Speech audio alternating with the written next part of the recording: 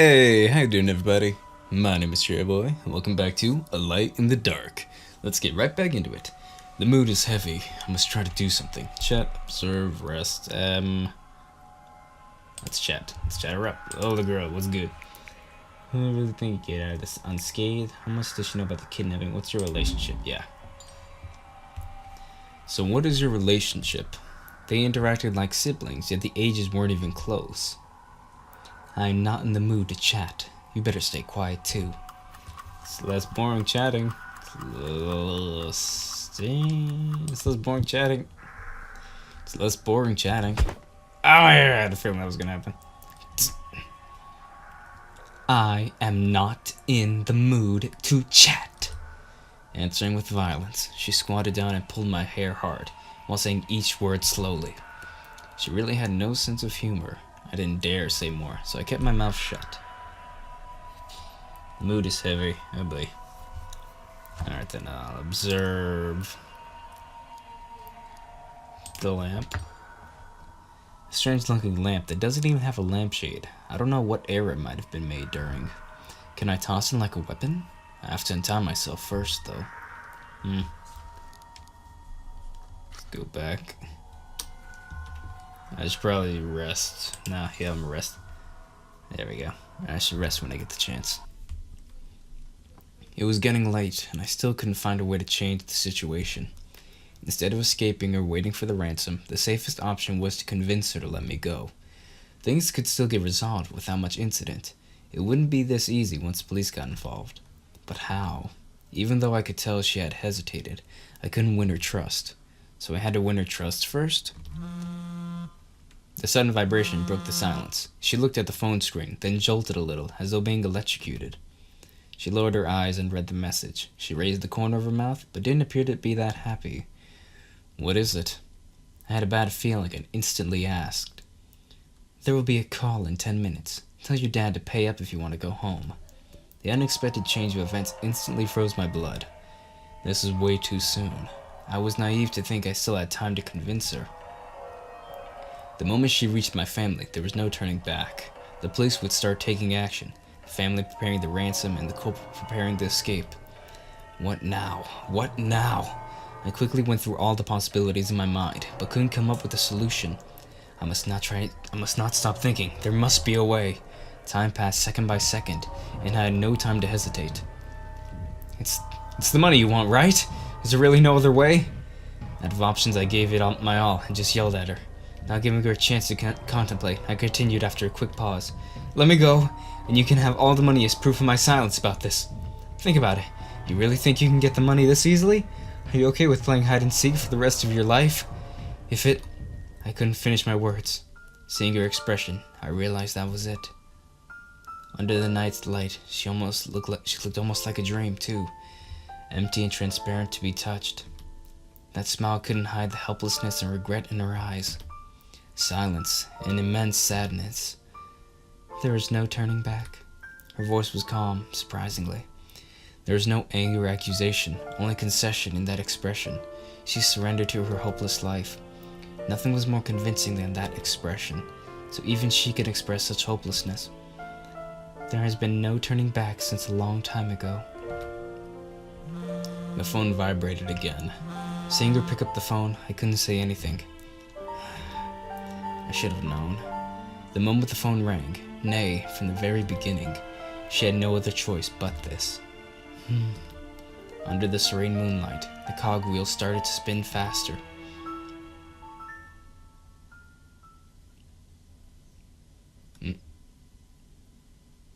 The girl opened the phone. The screen flashed the time, 3 a.m. There was only steady breathing in the room. The boy couldn't resist the desire to sleep after all. It's the money you want, right? Is there really no other way? Remembering his words, the determination in his eyes surpassed her expectations. Perhaps he wasn't as useless as she thought. There was no regret in her decision, only a vague note of ironic sadness. Never until this moment had anyone cared what she wanted, trying to convince her not to break the law.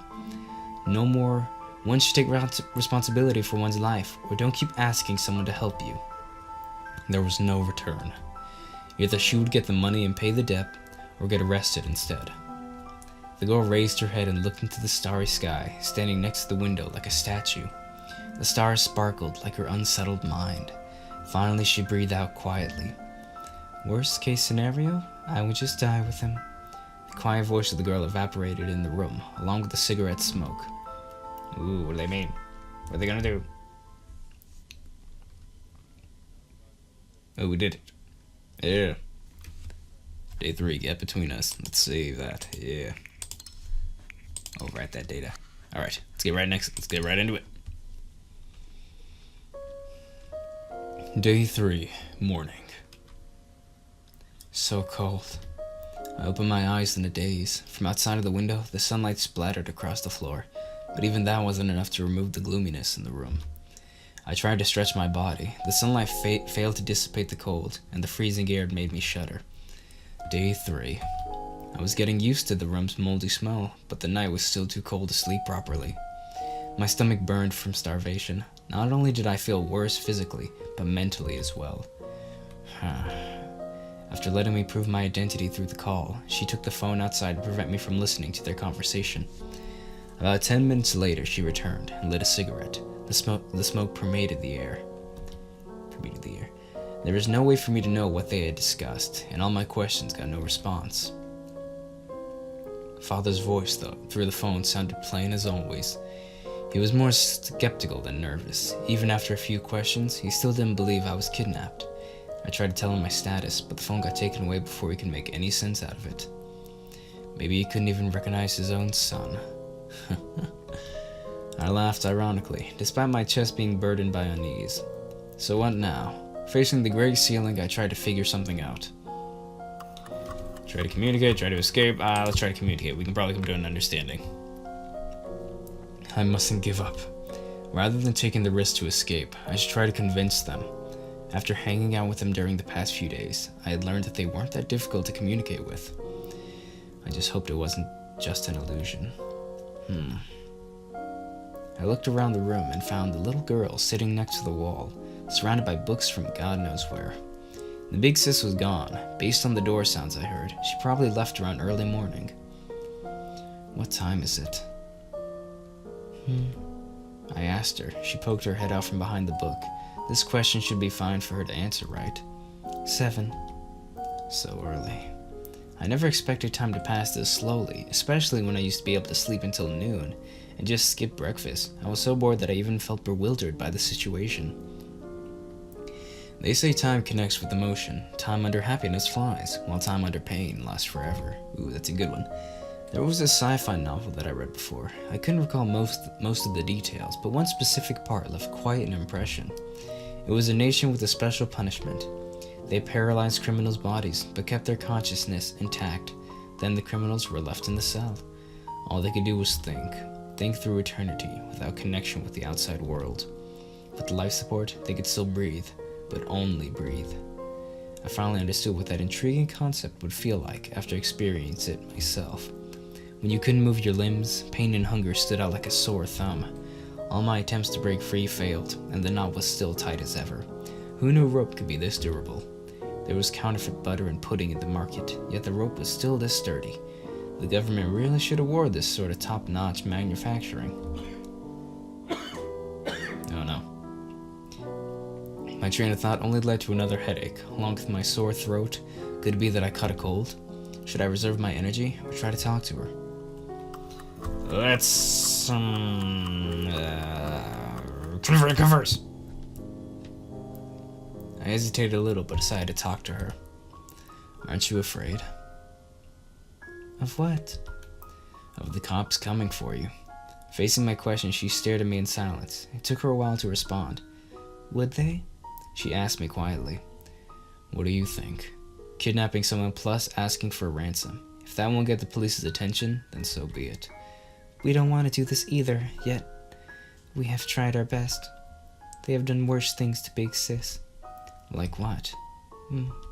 She turned her head away and didn't answer. The conversation seemed to depress her. It took quite a while before I heard her behind the books. I am scared, but if Big Sis needs my help, I'll help. If you want to help her, you should let me go. I lost my chance to say this upon seeing her expression, pressing her lips to suppress her fear. Whatever.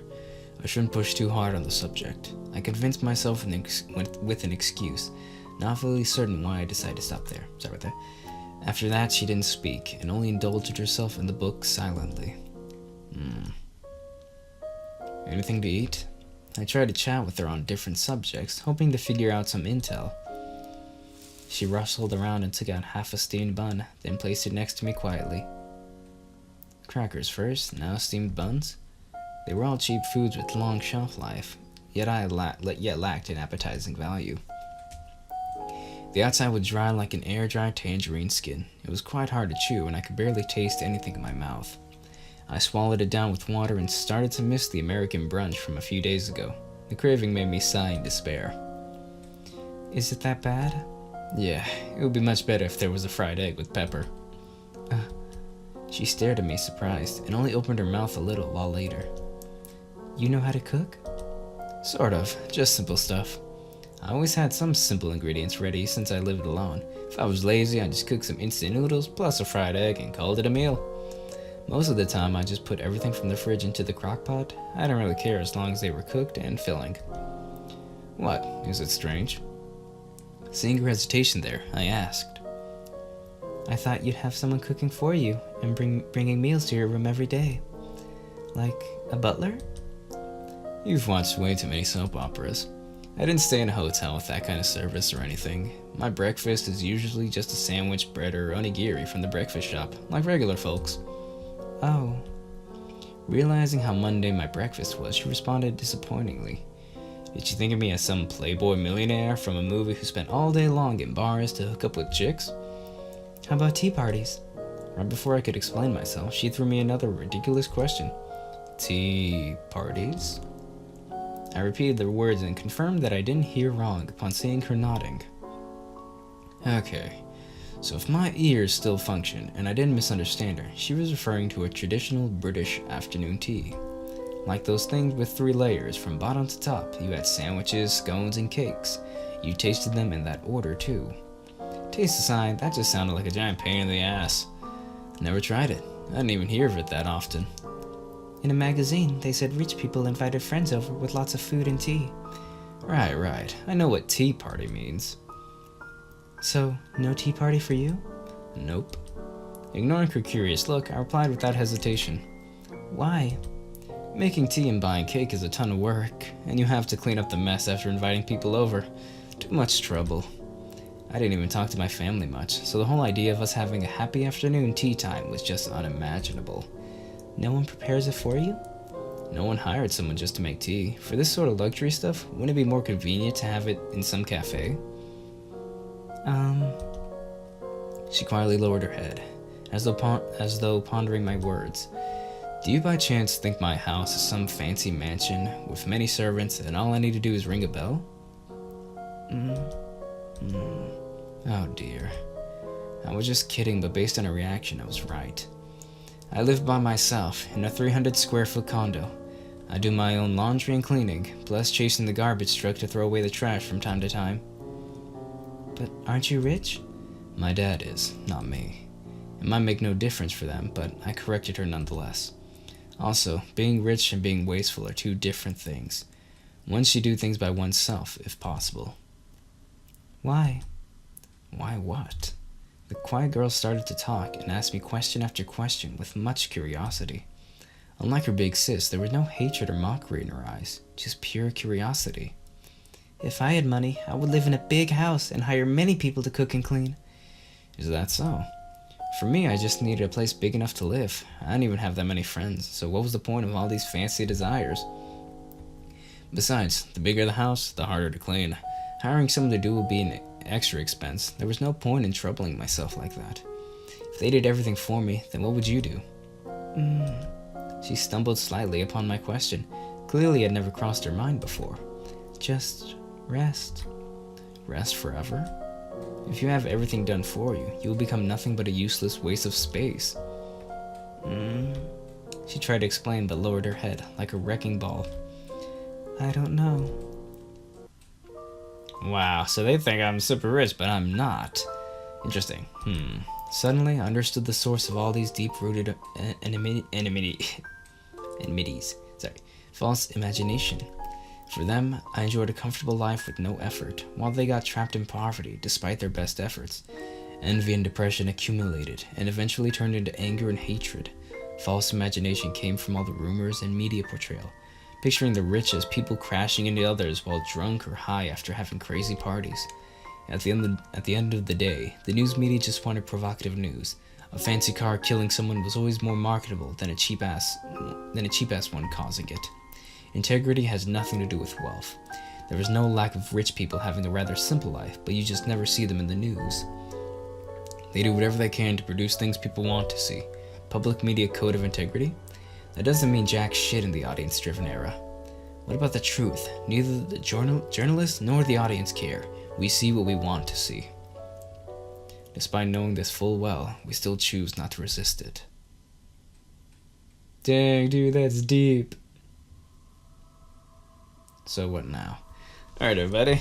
That's all the time I have for this one, but thanks so much for watching. If you liked it, please leave a like below. And if there's any other games you would like me to play, please comment down below.